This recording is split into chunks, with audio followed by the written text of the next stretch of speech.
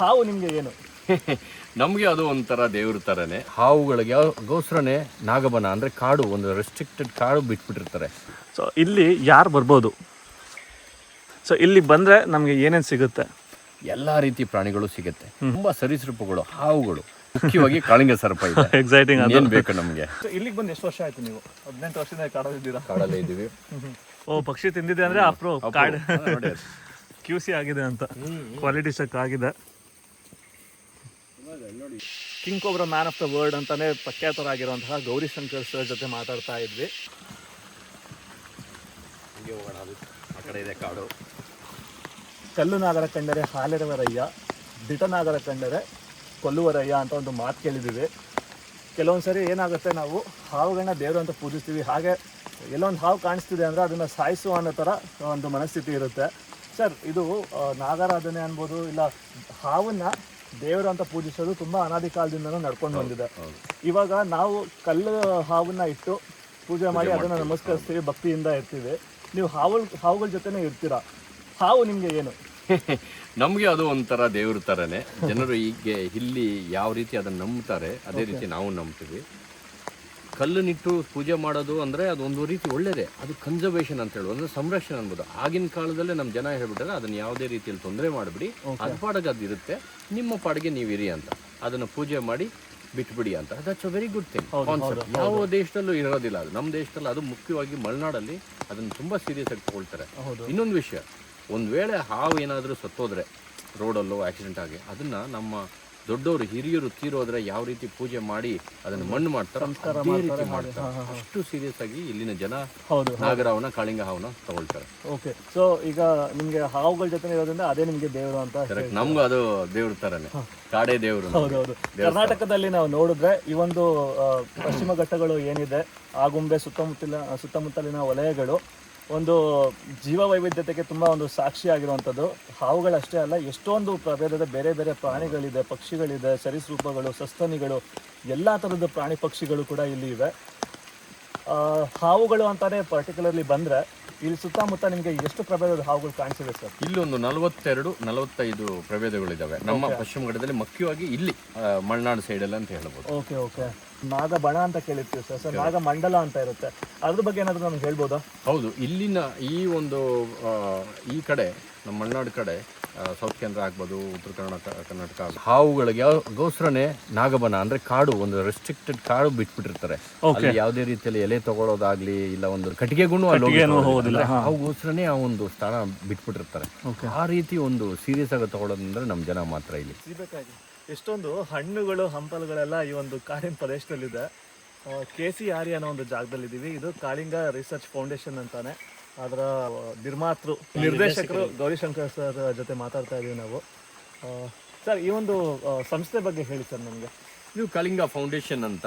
ನಾವು ಇಲ್ಲಿ ವನ್ಯಜೀವಿ ಪ್ರಕೃತಿ ಬಗ್ಗೆ ಸಂಶೋಧನೆ ನಡೆಸಲಿಕ್ಕಂತಾನೆ ಇದೊಂದು ಸೆಂಟರ್ ನಾವು ಮಾಡಿ ಇಟ್ಕೊಂಡಿದ್ದೀವಿ. ಇಲ್ಲಿ ಯಾವುದೇ ರೀತಿ BSc MSc students, PhD students ಅವರು ಇಲ್ಲಿ ಬಂದು ಉಳ್ಕೊಂಡು ಇಲ್ಲಿ ಸಂಶೋಧನೆ ಮಾಡಲಿಕ್ಕೆ ಅಂತಾನೆ ವ್ಯವಸ್ಥೆಗಳು ಮಾಡಿ ಇಟ್ಕೊಂಡಿದ್ದೀವಿ. ಸೊ ಇಲ್ಲಿ ಯಾರು ಬರ್ಬೋದು? ರಿಸರ್ಚರ್ಸ್, ಮುಖ್ಯವಾಗಿ ಸಂಶೋಧಕರು, ನಾನು ಹೇಳ್ದಂಗೆ ಸ್ಟೂಡೆಂಟ್ಸ್ ಬರ್ಬೋದು. ಬಟ್ ಅದು ಬಿಟ್ಟು ಜನರಲ್ ಪಬ್ಲಿಕ್ಕಿಗೆ ವೈಲ್ಡ್ ಲೈಫಲ್ಲಿ ಇಂಟ್ರೆಸ್ಟ್ ಇದೆ, ಒಂದು ಫೋಟೋಗ್ರಫಿ ಮಾಡಬೇಕು, ವೈಲ್ಡ್ ಲೈಫ್ ಫೋಟೋಗ್ರಫಿ ಮಾಡಬೇಕು, ಟ್ರೆಕ್ಕಿಂಗ್ ಮಾಡಬೇಕು, ಇಲ್ಲ ಸುಮ್ಮನೆ ಮಲೆನಾಡು ನಮ್ಮ ಆಗುಂಬೆಯ ಮಳೆನ ಎಂಜಾಯ್ ಮಾಡಬೇಕು ಅಂದ್ರೂ ಬರ್ಬೋದು. ಆದರೆ ಯಾವುದೇ ರೀತಿಯಲ್ಲಿ ವೈಲ್ಡ್ ಲೈಫ್ ಇಂಟ್ರೆಸ್ಟ್ ಥರ ಇರಬೇಕು, ಯಾಕಂದರೆ ಇದೊಂದು ರಿಸರ್ಚ್ ಇನ್ಸ್ಟಿಟ್ಯೂಷನ್. ಹೌದು, ರಿಸಾರ್ಟ್ ಅಲ್ಲ, ಹೌದು, ಮತ್ತೆ ಒಂದು ಏನೋ ಹೋಮ್ ಸ್ಟೇನೂ ಅಲ್ಲ, ಹೋಟೆಲ್ಲೂ ಅಲ್ಲ, ಇದು ಒಂದು ಸಂಶೋಧನಾ ಕೇಂದ್ರ. ಸೊ ಇಲ್ಲಿ ಬಂದರೆ ನಮಗೆ ಏನೇನು ಸಿಗುತ್ತೆ? ಇಲ್ಲಿ Agumbe one of the most biodiverse place ಅಂತ ಹೇಳ್ಬೋದು. ಎಲ್ಲ ರೀತಿ ಪ್ರಾಣಿಗಳು ಸಿಗುತ್ತೆ.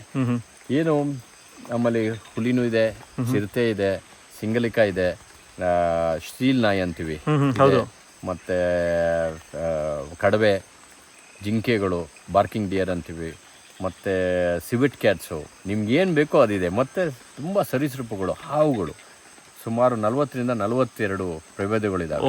ಮುಖ್ಯವಾಗಿ ಕಾಳಿಂಗ ಸರ್ಪ ಇದೆ. ಎಕ್ಸೈಟಿಂಗ್. ಏನು ಬೇಕು ನಮಗೆ? ಹೌದು, ಕಾಳಿಂಗ ಮನೆಯನ್ನ ಸುತ್ತ ಹೊಡಿತಾ ಇದ್ದೀವಿ. ಇನ್ನು ಸ್ವಲ್ಪ ಆ ಕಡೆ ಈ ಕಡೆ ಹೋಗಿ ಬರೋದಿದೆ, ಇಲ್ಲಿನ ಸುಂದರವಾಗಿರುವಂಥ ಪರಿಸರನ ನೋಡೋದಿದೆ. ಸರ್, ಹೋಗೋಣ ಬನ್ನಿ.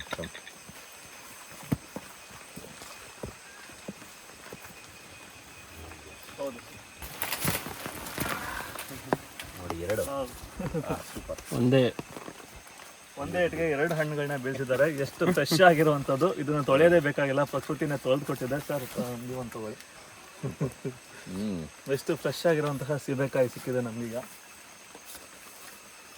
ಸೊ ಇಲ್ಲಿಗೆ ಬಂದು ಎಷ್ಟು ವರ್ಷ ಆಯ್ತು ನೀವು? ಸುಮಾರು 18 ವರ್ಷ ಆಯಿತು. 18 ವರ್ಷದಿಂದ ಕಾಡೋದಿದ್ದೀರಾ? ಕಾಡಲ್ಲೇ ಇದ್ದೀವಿ. ಸಿಟಿಗೆ ಟೌನ್ಗೂ ಬರ್ತಾ ಇರ್ತೀವಿ, ಏನೋ ಮೀಟಿಂಗು ಮದುವೆ ಅದೆಲ್ಲ ಮುಗಿಸ್ಕೊಂಡು ಇಮ್ಮಿಡಿಯೇಟಾಗಿ ವಾಪಸ್ ಬಂದ್ಬಿಡ್ತೀವಿ.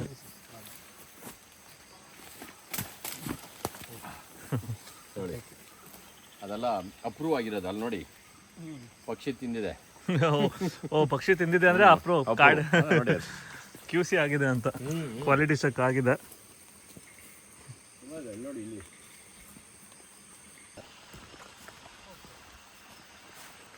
King cobra man of the world ಅಂತಾನೆ ಪ್ರಖ್ಯಾತರಾಗಿರುವಂತಹ ಗೌರಿಶಂಕರ್ ಸರ್ ಜೊತೆ ಮಾತಾಡ್ತಾ ಇದ್ವಿ. 22 ವರ್ಷಗಳಷ್ಟು ಕಾಲ ಕಾಳಿಂಗ ಸರ್ಪದ ಒಡನಾಟ ಬೆಳೆಸ್ಕೊಂಡು ಅದನ್ನ ಸಂಶೋಧನೆ ಅಧ್ಯಯನ ಮಾಡ್ತಾ ಇರೋವಂಥವ್ರು.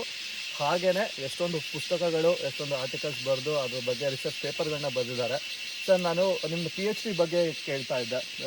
ನೀವು ಬರೆದಿರೋವಂಥದ್ದು ಪ್ರಬಂಧಗಳಿರ್ಬೋದು, ಎಲ್ಲನೂ ಒಂದು ರಿಸರ್ಚ್ ಡಾಕ್ಯುಮೆಂಟ್ಸ್ನ, ಇದ್ರದ್ದು ವಿಶೇಷತೆ ಏನಿದೆ ಹೇಳಿ ಸರ್. ಇದು ತುಂಬ ಇಂಪಾರ್ಟೆಂಟ್. ಸುಮಾರು 8 ವರ್ಷ ಆಯಿತು ನಮಗೆ PhD ಮುಗಿಸೋಷ್ಟಿಗೆ. ಓಕೆ, ಎಲ್ಲ ಲೆಕ್ಕ ಸೇರಿಸಿದ್ರೆ ಒಂದು 10 ವರ್ಷ ಆಗಿದೆ ಒಂದು PhDಗೆ. ಅದರಲ್ಲಿ ಮುಖ್ಯವಾದ ಒಂದು ಸೈಂಟಿಫಿಕ್ ಡಿಸ್ಕವರಿ ಅಂದರೆ ಒಂದು ಎಪಿಕ್ ಅಂದರೆ ಕಿಂಗ್ ಕೋಬ್ರಾ ಒಂದೇ ಪ್ರಭೇದ ಆಗಿತ್ತು. ಕ್ಯಾಂಟರ್ ಅನ್ನೋರು ಅದನ್ನು ಡಿಸ್ಕ್ರೈಬ್ ಮಾಡಿದರು. ಅದಾದಮೇಲೆ ಸುಮಾರು 185 ವರ್ಷ ಒಂದೇ ಪ್ರಭೇದ. ನನ್ನ PhD ಅದರಲ್ಲಿ ಜೆನೆಟಿಕ್ ವರ್ಕ್ಸು ಮತ್ತು ಮಾಲಿಕ್ಯುಲರ್ ಮಾರ್ಫಾಲಜಿ ವರ್ಕನ್ನು ತಗೊಂಡು ಈಗ 4 ಪ್ರಭೇದ ಆಗಿದೆ. ಅದರಲ್ಲಿ ಅದೃಷ್ಟ ಏನಂದರೆ ನಮ್ಮ ದೇಶದಲ್ಲಿ 2 ಪ್ರಭೇದ ಇದೆ. ಅದರಲ್ಲಿ ಒಂದು ವೆಸ್ಟರ್ನ್ ಘಾಟ್ಸ್ ಅಂದರೆ ಪಶ್ಚಿಮ ಘಟ್ಟ, ಗೋವಾದಿಂದ ತಮಿಳ್ನಾಡು ಟಿಪ್ವರೆಗೂ ಇದೆ. ಎರಡನೇದು ನಮ್ಮ eastern Ghats all the way to Cambodia, ಥೈಲ್ಯಾಂಡ್ವರೆಗೂ. ಸೊ ನಮ್ಮ ದೇಶದಲ್ಲಿ 2 ಇದೆ ಅಂತ ಹೇಳ್ಬೋದು. ಅದರಲ್ಲಿ ಮುಖ್ಯವಾಗಿ ಸರ್ ನಾನು ಹೇಳ್ತೀನಿ, ಒಂದು ಇಲ್ಲಿ ಇಂಟ್ರೆಸ್ಟಿಂಗ್ ವಿಚಾರ ನಾನು ಹೇಳ್ತೀನಿ. ಹೇಗೆ ಅಂದರೆ ಈಗ ರಿಸರ್ಚ್ಗಳು, ವಿಜ್ಞಾನಿಗಳು, ಈ ಸಂಶೋಧಕರು ಏನಿರ್ತಾರೆ, ಅವ್ರು ಯಾವುದಾದ್ರೂ ಒಂದು ಹೊಸ ಪ್ರಭೇದನ ಕಂಡಿಡಿದಿದ್ದಾರೆ, ಕಾಡಲ್ಲಿ ಸುತ್ತಾಡಿ ಒಂದೇನೋ ಒಂದು ಹೊಸದನ್ನು ಹುಡುಕಿದ್ದಾರೆ ಅಂದರೆ ಅವ್ರಿಗೆ ಒಂದು ಹಕ್ಕು ಇರುತ್ತೆ, ರೈಟ್ಸ್ ಅಂತ ಹೇಳ್ಬೋದು ಸರ್. ಇದು ಖಂಡಿತ ಹೇಳ್ಬೋದು ಸರ್. ಹಾಗೇನೆ ಕೆಲವೊಂದು ಪ್ರಭೇದಗಳನ್ನ ಸಂಶೋಧನೆ ಕೂಡ ಮಾಡಿದ್ದಾರೆ ಪ್ರಪಂಚದಲ್ಲಿ ಮೊದಲ ಬಾರಿಗೆ, ಅದು ಕರ್ನಾಟಕದಲ್ಲಿ. ಅದಕ್ಕೆ ಅವರೇ ಒಂದು ಹೆಸರು ಕೂಡ ಇಡ್ತಾ ಇದ್ದಾರೆ. ಬಹುಶಃ ನಾವು ಇವಾಗ ಇದೇ ವಿಡಿಯೋದಲ್ಲಿ ಹೇಳೋದಕ್ಕಾಗೋದಿಲ್ಲ, ಯಾಕಂದರೆ ಅವರಿಂದ ಒಂದು ಅಪ್ರೂವಲ್ ತಗೋಬೇಕಿದೆ ಕನ್ಸರ್ನ್ ಡಿಪಾರ್ಟ್ಮೆಂಟ್ಗಳಿಂದ. ಸೊ ಅದು ಯಾವ ಪ್ರಭೇದ, ಅದ್ರ ವಿಶೇಷತೆ ಏನಿದೆ, ನಾವು ಅದರ ಬಗ್ಗೆ ಏನು ತಿಳ್ಕೊಬೋದು ನಾವು? ಖಂಡಿತ. ಸೊ ನಮ್ಮ ಕರ್ನಾಟಕ ಜನ ಮತ್ತು ಕರ್ನಾಟಕದವ್ರನ್ನ ಹೆಮ್ಮೆ ಮಾಡಬೇಕು ಅಂತಲೇ ನನಗೆ ಈ ಒಂದು ಹಾವಿಗೆ ಹೆಸರಿಡಲಿಕ್ಕೆ ಅಧಿಕಾರ ಇರೋದ್ರಿಂದ, ಒಂದು ರೈಟ್ಸ್ ಇರೋದ್ರಿಂದ ಜೀನಸ್ ಹೆಸರಾಗುತ್ತೆ. ನಮ್ಮ ಓನ್ ಕನ್ನಡ ಹೆಸರು ಯೂಶಲಿ ಅದನ್ನು ಲ್ಯಾಟಿನ್ನು, ಗ್ರೀಕು, ಇಲ್ಲಾಂದರೆ ಇಂಗ್ಲೀಷ್ ಹೆಸರುಗಳಿಡ್ತಾರೆ ಬೇರೆಯವರು. ನಾನು ನಮ್ಮ ಕನ್ನಡದ ಹೆಸರು ಅಂತ ಇಡ್ತಾ ಇದ್ದೀನಿ. ಸೊ ಅದೊಂದು ನನಗೆ ತುಂಬ ಹೆಮ್ಮೆಯ ವಿಷಯ. ನಮ್ಮ ಕನ್ನಡಿಗ ಪ್ರಪಂಚ ಪೂರ್ತಿ ಮಾತಾಡೋ ಹಾಗೆ ಒಂದು ಪ್ರಭೇದನ ಕಂಡುಹಿಡಿತಾರೆ, ಅದಕ್ಕೊಂದು ಹೆಸರಿರ್ತಾರೆ. ಕರ್ನಾಟಕದ ಕನ್ನಡಿಗರ ಹೆಸರನ್ನ ಒಂದು ಉತ್ತಮಕ್ಕೆ ತೊಗೊಂಡೋಗ್ತಾರೆ ಅಂದರೆ ನಮಗೆ ತುಂಬ ಹೆಮ್ಮೆ ವಿಚಾರ ಅನಿಸುತ್ತೆ ಸರ್.